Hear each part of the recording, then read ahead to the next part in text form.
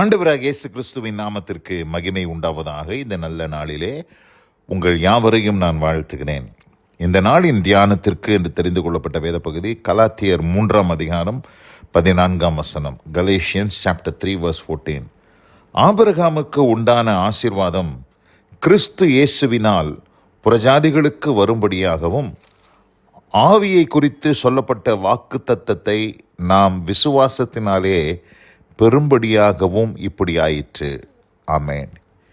பிரியமானவர்களே, நமக்கு ஆண்டவர் ஆபிரகாமுக்கு உண்டான ஆசீர்வாதத்தை நமக்கு ஆண்டவர் கொடுப்பதற்கு அவர் பிரியமுள்ளவராக இருக்கிறார். ஆண்டவர் நம்மை ஆசீர்வதிக்க வேண்டும் என்பதே தேவனுக்கு பிரியமாக இருக்கிறது. அதனால தான் 13ஆம் வசனம் கலாத்தியர் 3:13 பார்க்கும்போது நமக்கு ஆசீர்வாதத்தை கொடுக்கும்படி அவர் என்னவானாரா, மரத்திலே தூக்கப்பட்ட எவனும் சபிக்கப்பட்டவன் என்று எழுதியிருக்கிறபடி கிறிஸ்து நமக்காக சாபமாகி நியாயப்பிரமாணத்தின் சாபத்திற்கு நம்மை நீங்களாக்கி மீட்டு கொண்டார். பாருங்க, நமக்கு ஆபிரகாமுக்கு உண்டான ஆசீர்வாதத்தை கொடுப்பதற்காக கிறிஸ்து இயேசு கல்வாரி சிலுவையிலே நமக்காக அவர் மரத்திலே தூக்கப்பட்டார்.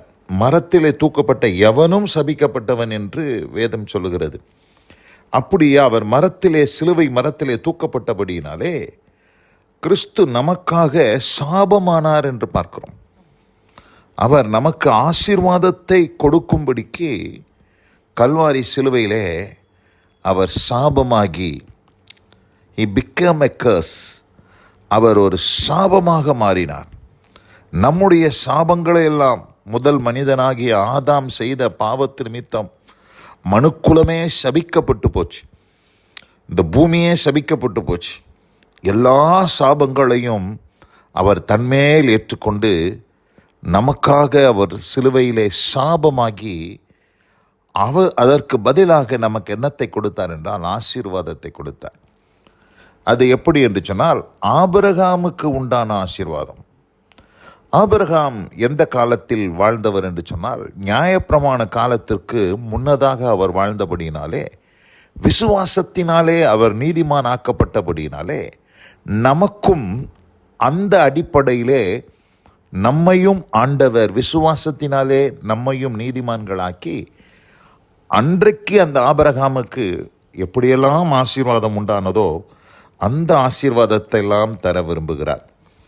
கலாத்தியர் 3ஆம் அதிகாரம் 9ஆம் வசனத்தை வாசிக்கிறேன். அந்தபடி விசுவாச மார்க்கத்தார் விசுவாசமுள்ள ஆபிரகாமுடனே ஆசீர்வதிக்கப்படுகிறார்கள். விசுவாச மார்க்கத்தார் யாரு? நீங்களும் நானும் தான் விசுவாச மார்க்கத்தார். கர்த்தராகிய இயேசு கிறிஸ்துவை யாரெல்லாம் விசுவாசிக்கிறாங்களோ அவர்கள் தான் விசுவாச மார்க்கத்தார். அந்த விசுவாச மார்க்கத்தார் விசுவாசமுள்ள ஆபிரகாமுடனே ஆசீர்வதிக்கப்படுகிறார்கள். அப்போ ஆபிரகாம் எப்படி ஆசீர்வதிக்கப்பட்டாரோ அதுபோல ஆண்டவர் நம்மையும் ஆசீர்வதிப்பதற்கு தேவன் போதுமானவராக இருக்கிறார். கலாத்தியர் 3ஆம் அதிகாரம் 29ஆம் வசனம் சொல்லுது, நீங்கள் கிறிஸ்துவினுடையவர்களானால் ஆபிரகாமின் சந்ததியாராயும் வாக்கு தத்தத்தின்படியே சுதந்திரராயும் இருக்கிறீர்கள். அப்போது நம்ம கிறிஸ்துவினுடையவர்களானால் நம்ம யாராக இருக்கிறோமா? ஆபிரகாமின் சந்ததியாக இருக்கிறோம். வாக்கு தத்தத்தின்படியே சுதந்திரராயும் இருக்கிறோம். அப்போது ஆண்டவர் நமக்கு ஆபிரகாமுக்கு கொடுத்த அந்த சுதந்திரத்தை நமக்கும் தேவன் தருவதற்கு போதுமானவராக இருக்கிறார். ஆதியாகமத்தின் புஸ்தகம் 12ஆம் அதிகாரத்தில் 2ஆம் 3ஆம் வசனத்தில் பாருங்கள், ஆபிரகாமுக்கு என்னென்ன ஆசீர்வாதங்களை தேவன் கொடுத்தார் என்று நாம் பார்க்கும்போது ஒரு 7 ஆசீர்வாதங்களை அங்கே கொடுக்குறார். நான் உன்னை பெரிய ஜாதியாக்கி உன்னை ஆசீர்வதித்து உன் பேரை பெருமைப்படுத்துவேன். நீ ஆசீர்வாதமாய் இருப்பாய். உன்னை ஆசீர்வதிக்கிறவர்களை ஆசீர்வதிப்பேன், உன்னை சபிக்கிறவர்களை சபிப்பேன், பூமியில் உள்ள வம்சங்களெல்லாம் உனக்குள் ஆசீர்வதிக்கப்படும் என்றார். இந்த 7 ஆசீர்வாதங்களும் ஆபிரகாமுக்கு கொடுக்கப்பட்டபடினால் விசுவாச மார்க்கத்தார் அவருடைய ஆபிரகாமின் சந்ததியாக நாம் இருக்கிறபடினாலே இந்த ஆசீர்வாதம் நமக்கும் உண்டு. நான் உன்னை பெரிய ஜாதி, I will make you big nation. Great nation என்று சொல்லப்பட்டிருக்குது. ரெண்டாவது, உன்னை ஆசீர்வதித்து ஐ வில் bless you. மூன்றாவது, உன் பேரை பெருமைப்படுத்துவேன். நான்காவது, நீ ஆசீர்வாதமாய் இருப்பாய். அஞ்சாவது, உன்னை ஆசீர்வதிக்கிறவர்களை ஆசீர்வதிப்பேன். ஆறாவது, உன்னை சபிக்கிறவர்களை சபிப்பேன். ஏழாவது, பூமியில் உள்ள வம்சங்களெல்லாம் உனக்குள் ஆசீர்வதிக்கப்படும் என்றார்.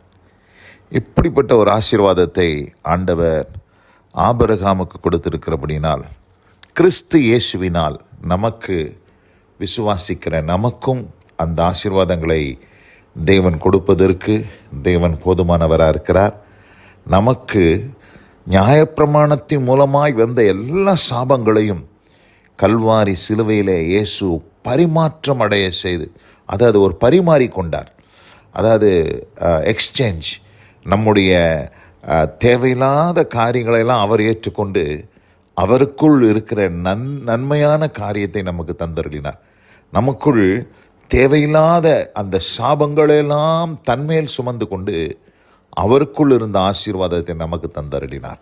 இந்த அருமையான இந்த நல்ல நாளிலும் வசனம் கேட்ட பிள்ளைகள் ஒவ்வொருவரும் கல்வாரி சிலுவையை நோக்கி பார்க்கும்போது அதில் இருக்கக்கூடிய ஆசீர்வாதங்களை பெற்றுக்கொள்ள ஆபிரகாமுக்கு உண்டான ஆசீர்வாதம் கிறிஸ்து இயேசுவின் மூலமாய் நமக்கு அருளப்பட கர்த்தர் நமக்கு கிருபை செய்வாராக. வசனம் கேட்ட ஒவ்வொருவரையும் கர்த்தர் தாமே ஆசீர்வதிப்பாராக. God bless you all. அமேன், அமேன்.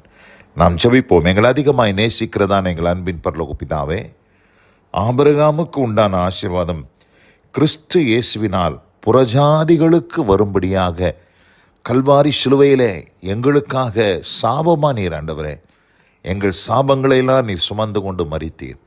அப்படிப்பட்ட ஒரு அனுபவத்தை நீர் எங்களுக்கு செய்தபடினால் அந்த கல்வாரி சிலுவையை நோக்கி பார்த்து ஆசீர்வாதத்தை நாங்கள் பெற்றுக்கொள்ள கர்த்தர் கிருபை செய்தருளும். வசனம் கேட்ட பிள்ளைகள் ஒவ்வொருவருக்கும் அப்படிப்பட்ட அனுபவத்தை தாரும். இயேசு கிறிஸ்துவின் வல்லமை மிகுந்த நாமத்தில் பிதாவே, ஆமேன், ஆமேன்.